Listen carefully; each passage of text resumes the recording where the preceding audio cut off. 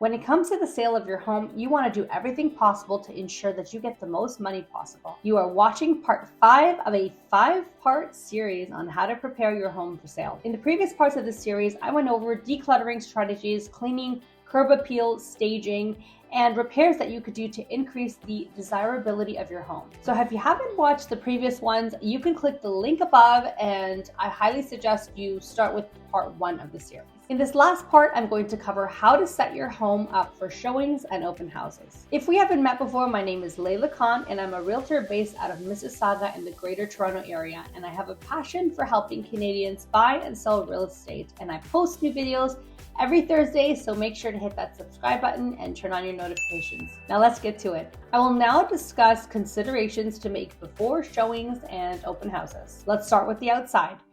We've addressed this in part 4 of the series, but to go over it quickly, make sure there is nothing hazardous in the way outside, no garbage, anything that could emit an odor, and no tools in the way, all right?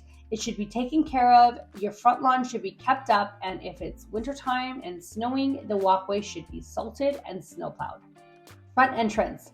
All your shoes should be put away neatly in the closet and out of sight. It's quite unpleasant when buyers are coming to view your home and they're tripping over the residents' shoes. Also, if you want people to remove their shoes, it's always nice to have a reminder sign there that says, please remove your shoes. Alternatively, you can also choose to leave disposable shoe slip covers. You can also leave hand sanitizers and masks if you wish for people to use. I know that a lot of the restrictions of COVID have been lifted as I filmed this in Q1 of 2023, but it's entirely up to you. You might feel the need to be more cautious if, especially if you have young children or immunocompromised people living there. Just do what works for you. I also have seen people leave signs in the washroom requesting people not to use the toilet. It's not a bad idea to do that because the last thing you may want is a public bathroom mess in your own home. Look, it's totally fine to set boundaries.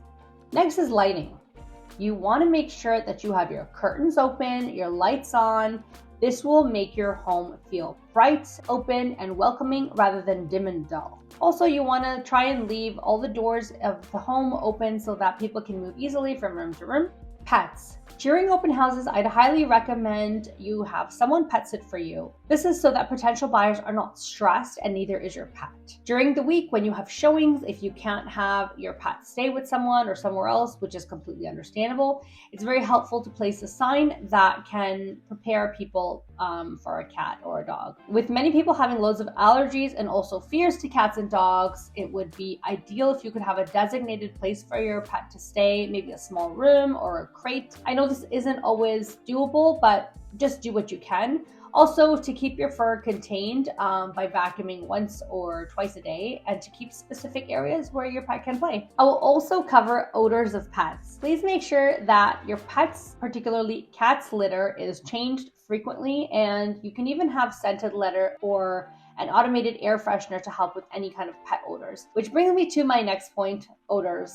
Strong smells that are off-putting. As a result of living in a diverse country, we can often walk into homes of other cultures and experience very strong food smells that can be off-putting or distracting to people of dissimilar cultures. When it's a very strong, unpleasant smell in the home, people are often rushing through the home and not taking their time to fall in love with the home, because they're basically too busy holding their breath. So just as a warning, there will be some inconvenience related to cooking if you have put your house on the market. My suggestion is try to batch cook on 1 or 2 of the days of the week so that you don't have to cook every day.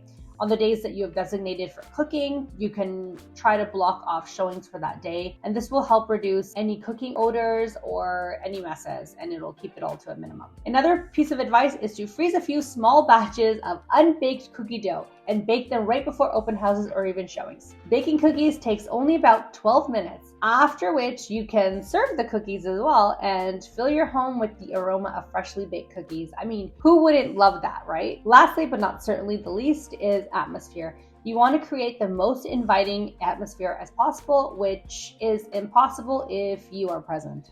Sorry. Please make an effort to vacate your home for showings and open houses. Sometimes you may not be able to leave the house, which I get, but it is preferable to be out of the house for showings and open houses. People feel more at ease while wandering around a home when the owner or the residents are absent. They can take their time, walk around the home, and converse about it while they do so. Some other things that you can do is play soft music in the background. Your agent should also leave some feature sheets that will give details about the property. And of course, with your freshly baked cookies, I think you are all set and good to go for a successful open house or showing. All right, that pretty much wraps up part 5 of this 5-part series on how to prepare your home for sale. Make sure to watch the other parts as well if you haven't. If you have found this video helpful, please like, comment, and especially if you are in the GTA, it helps me in getting found by other people that need my help, and it keeps me motivated to make more real estate content for you. Thanks for watching, and until next Thursday, take care. Bye-bye.